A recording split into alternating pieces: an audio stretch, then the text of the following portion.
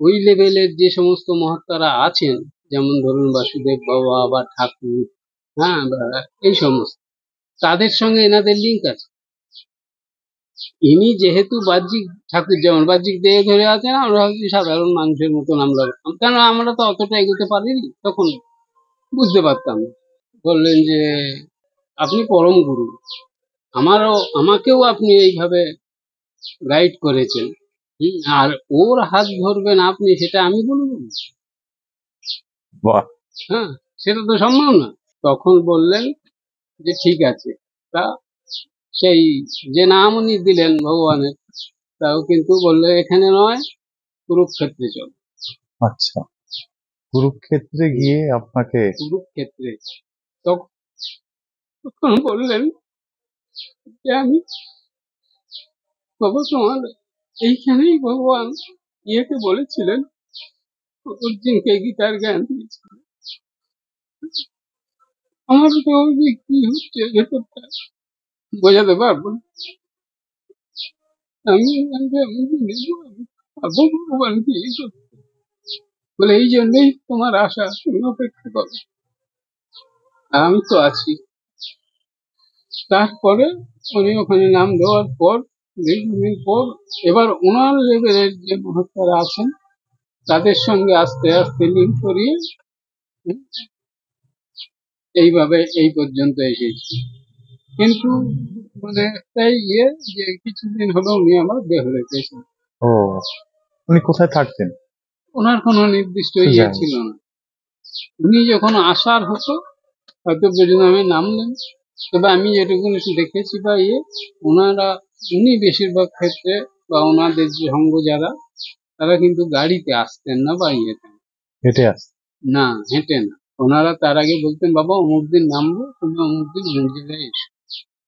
ওনারা ওইখান থেকে 2 ঘন্টার মধ্যে চলে আসতেন এখানে, অর্থাৎ ওনাদের যোগ প্রক্রিয়া।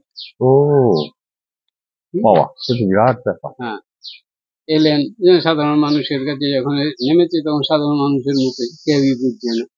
ওনার কাছ থেকে এগুলো জানা শোনা, তুমি যে আসছো বা এই করছো, তাহলে বলছে যে, তখন হাসতেন, বলছে না বাবু তুমি অপেক্ষা করো, সবই বুঝতে পারবে, দেখতে পাবে।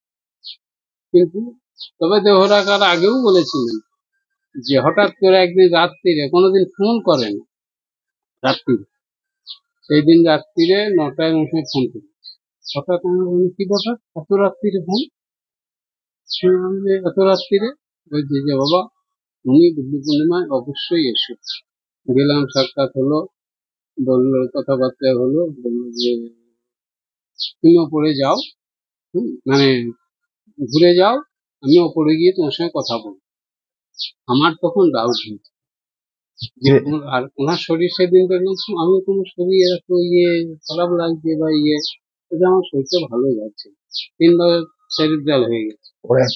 হম তা বলছে যে আমি তুমি কবে ফিরছো? আমি রোববারে টিকিট করা আছে, শুক্রবারে কথা হচ্ছে, হ্যাঁ কালকের দিনটা আছে, রোববারে।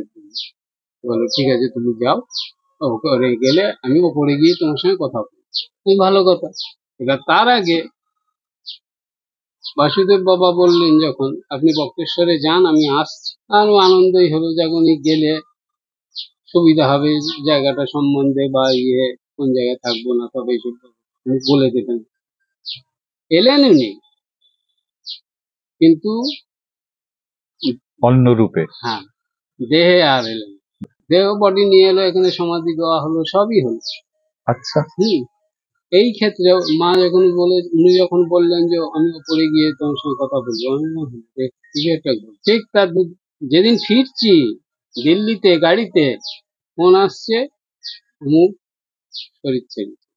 তারপর যাই হোক একদিন এসেছিলেন, আমি বলি ধরুন তাহলে আর কি করতে হবে, যখন যাবো বা অমুক তমুক সাথে সব ভাবছি বসে।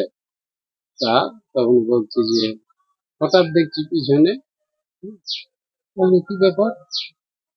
না, বলছি তুমি ব্রজধাম এসো।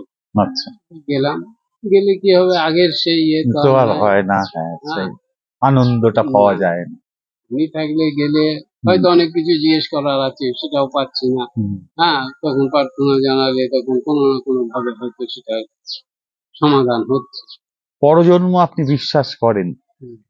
আর যদি করেন, তার কোনো কারণ বা কোনো প্রমাণ আপনি পেয়েছেন?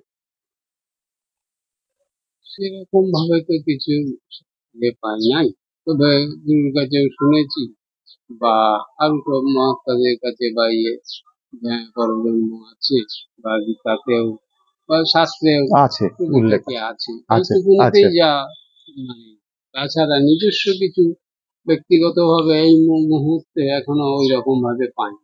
না, আমার বাবাও সাধক ছিলেন না, কিন্তু উচ্চাঙ্গের মানুষ ছিলেন। হুম, উনিও বলে গেছেন, হুম, বলেছে পরজন্ম আছে। হুম। আর প্রমাণ আমি জিজ্ঞেস করেছিলাম, তো বললেন যে এত নামকরা লোক, এত বড় বড় সাধকরা যখন বলেছে, তার প্রমাণ চাইছিস কেন? বিশ্বাস করতে হবে তো। সে তো অবশ্যই। বিশ্বাসে মেলায় বস্তু, তর্কে বহুদূর। হুম। খুব ভালো লাগলো আপনার সাথে কথা বলে। আপনাদের একটা লাইক আর সাবস্ক্রাইব আমাদের পথ চলার পাথেয় হবে।